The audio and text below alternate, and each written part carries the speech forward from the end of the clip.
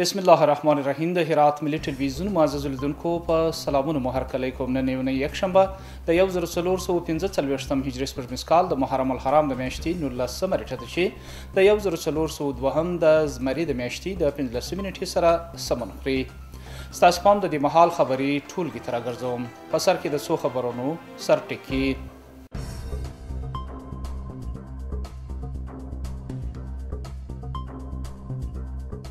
د امنیه قومندانۍ ټولو نظامي منصوبینو ته د یوې اونۍ لپاره د روزنې سیمینار پیلېدل.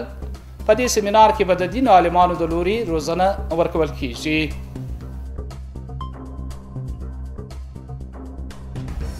د پوهنې وزارت د لوري د هرات دارالعلوم او احیاء العلوم مدرسو څخه لیدنه او نظارت. په دې لیدنه کې پر یو شمېر ستونزو خبرې وسوې.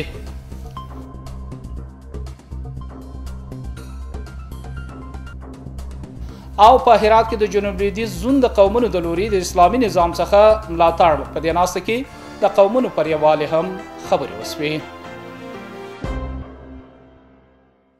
او اوس هم پام وکړئ بشپړ خبرونو ته. د هرات امنیه قومندانۍ ټولو نظامي منصوبینو ته د یوې اونۍ لپاره سیمینار پیل سو. دغه برنامه د اعلی قدر امیر المؤمنین حفظه الله د فرمان پر بنسټ پیل شوی چې په هغه کې نږدې 300 تنه منصوبینو د اړوند قطاعاتو او د حوزو امرینو ګډون کړی دی. په دې برنامه کې د خلکو سره د ښه چلند، یووالي او د بیت المال څخه د ښې ګټې اخیستنې په اړه خبرې وسوې. پام وکړئ په دې هکله برابر کړي رپورټ ته. د امنیه قومندانۍ د بیلابیلو نظامي قطاعاتو په 100 تنه منصوبینو د ولسوالۍ امنیه قومندانانو او د حفظو امرینو په هغه سیمینار کې ګډون کړی چې یوه اونۍ به دوام ولري. دغه سیمینار د اعلی قدر امیر المؤمنین حفظه الله د فرمان پر بنسټ پر لار اچول شوی دی چې پکې شاوخوا 300 تنو منصوبینو ګډون کړی دی. نو دیو ته مختلف بحثونه کوي، ځکه په دې حاکم بحث ورته کوي چې زموږ د خپلو مجاهدینو ذهنونه داسې جوړ کړي چې خپل ملت خپل دولت آباد کړي، او د چا په کورو د چا په کور د ګاونډي د بل هېواد په کور کې لاس ونه وهي، خپل هېواد آباد کړي او د کور په دې پام وساتئ چې زموږ خاوره څوک د بل چا په ضد کار نه کړي، او خپل په مابینځ کې محبت وکړي او د خلکو سره ښه سلوک وکړي، د عوامو سره ښه سلوک وکړي. انشالله اهمیت بسیار بالایی خواهد داشت در آینده. از اینکه مجاهدین صالح بود و اصلحتر خواهد شد انشالله عزیز، برخوردشان به مردم بهتر خواهد شد و بهتر خواهد بود و فهم و درکی که از حدیث یاد میگیرن و ذهن زنا و مترقی میشن، ترقی به وجود میاد در بینشان و میتونن که با مردم رفت و گذار و معامله خوب نیک داشته باشه، در تامین امنیت بسیار جدی باشن انشالله عزیز.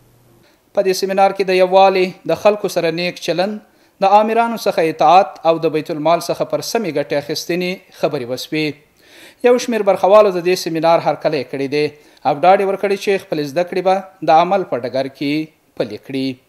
دا نو انشاءالله موږ ختمې دغه کوو، عملي کوو، ځکه دا چې دی زموږ عمراو راته ویلي دي او دا کومې په دې سیمینار کې چې کوم بحثونه موږ ته کېږي دا ګره د احادیثو د قرآن شریف څخه موږ ته دا بحثونه کېږي، نو حتما یې موږ عملي کوو، پر ځانونه جاري کوو. د یادونې وړ ده چې په دې برنامه کې به 14 تنه د دین عالمان برخوالو ته د یادو موضوعګانو په اړه خبرې او تدریس کوي. د پوهنې وزارت د اسلامي روزنو معاونیت هیئت هرات راغلی او د هرات دارالعلوم څخه یې لیدنه وکړه.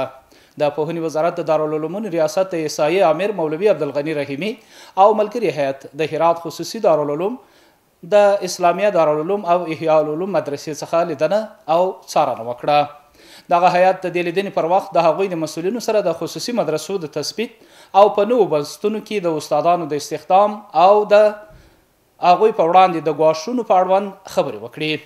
مولانا رحیمي د ستونزو او وړاندیزونو او روزنیز نصاب په اړه خبرې وکړې او ژمنه یې وکړه چې د دوی ستونزې به د پوهنې وزارت تر مقامه ورسیږي او د هر اړخیزې همکارۍ به غوښتنه وکړي. په هرات کې د عشر او زکات امریت په کار پیل وکړ.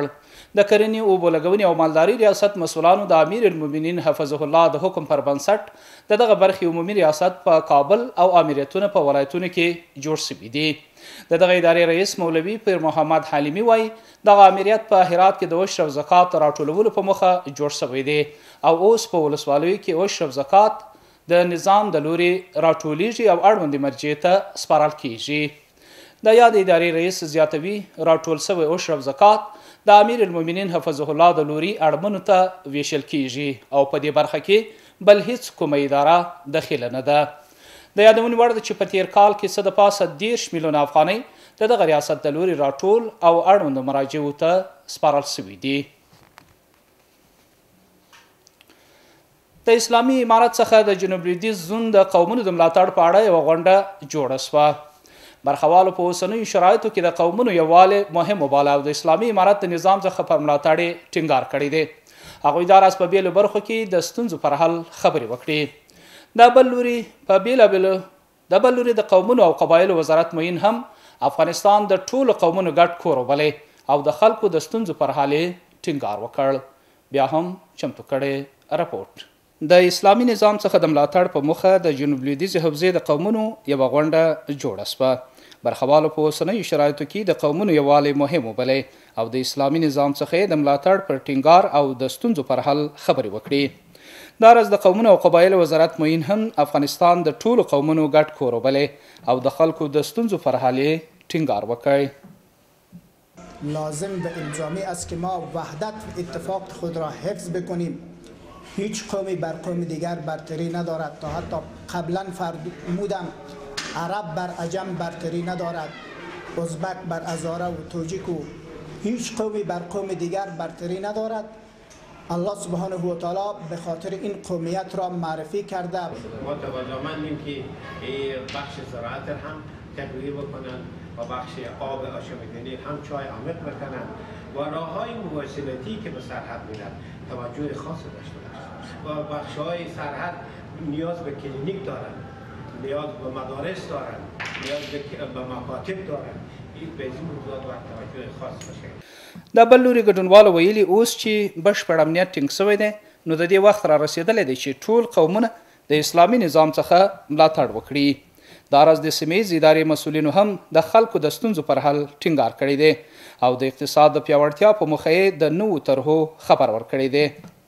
دفاع از دین و حراست از دین و عملی کردن دین را هر فرد ما وظیفه خود و مسئله دومی است که افغانستان عزیز، افغانستان ستم دیده و ظلم دیده خانه و خاک همه ماست. د بل لوري د قومونو او قبایلو وزارت معین د قومونو څخه غوښتي چې په ټولو برخو کې د اسلامي امارت د پالیسیو څخه ملاتړ وکړي. په اول قدم کې امن او په دویم قدم کې اقتصاد، پروژې، بیارغونه، د صحت په بخش کې، د تعلیم په بخش کې، د اقتصاد په بخش کې چې د قوم ته د ملت ته خوشحالي، سوکالي، آبادي راولي ان شاء الله العزیز. دا د اسلامي امارت د مشرانو او د زعماو هدف دی اصلي. دا په داسې حال کې ده چې د دې نه مخکې هم د اسلامي امارت په ملاتړ ورته غونډې په هرات ولایت کې جوړې شوې دي. په هرات کې د پوهنې مسؤلین وایي 4000 ښوونکو ته اړتیا ده. د هرات پوهنې رئیس مولوي عبدالله امینی د باختر اژانس سره په مرکه کې ویلي چې د هرات پوهنې ریاست 4000 تنو ښوونکو ته اړتیا لري.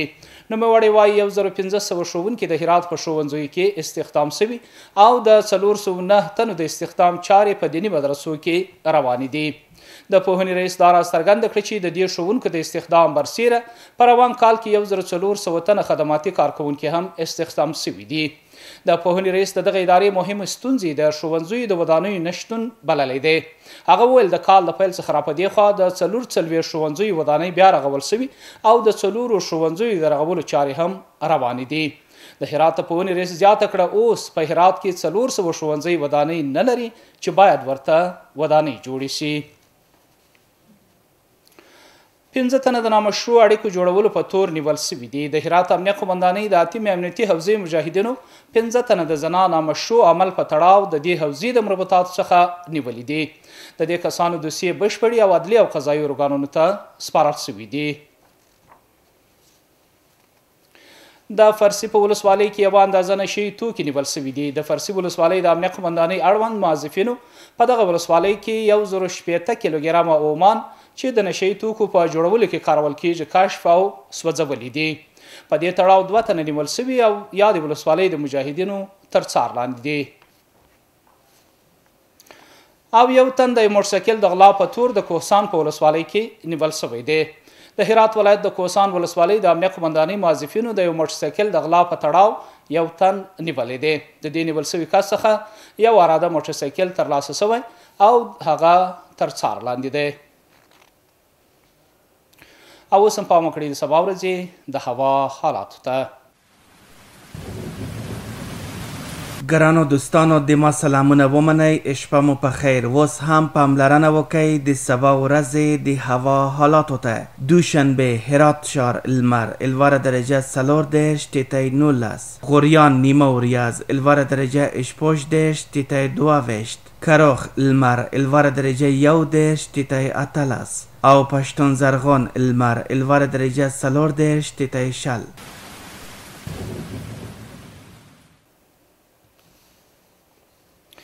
محترم لیدونکو دا خبرونه اوس هم په پای کې یو ځل بیا د څو خبرونو سرټکي.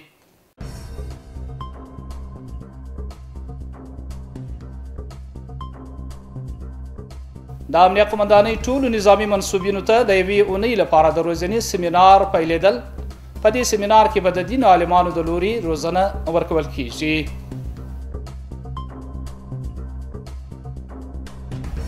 د پوهنې وزارت د لوري د هرات دارالعلوم او احیاء العلوم مدرسو څخه لیدنه او نظارت. په دې لیدنه کې پر یو شمېر ستونزو خبرې وسوې.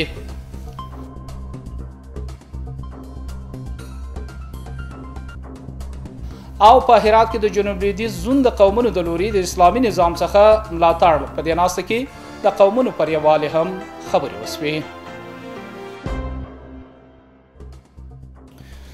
درنو محترم لیدونکو دا د دې مهال خبرونه چې ستاسو قدرمنو حضور ته وړاندې سوه. تر بیا مو په لوی او بښونکي الله سپارم.